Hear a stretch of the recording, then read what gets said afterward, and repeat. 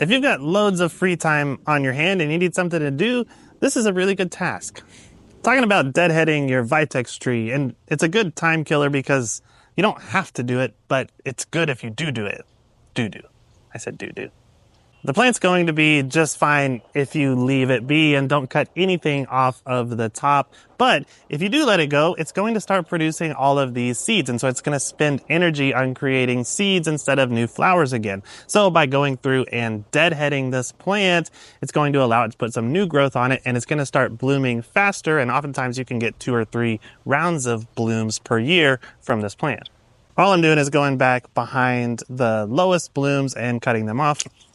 It doesn't really matter where you cut that much because these plants aren't that picky.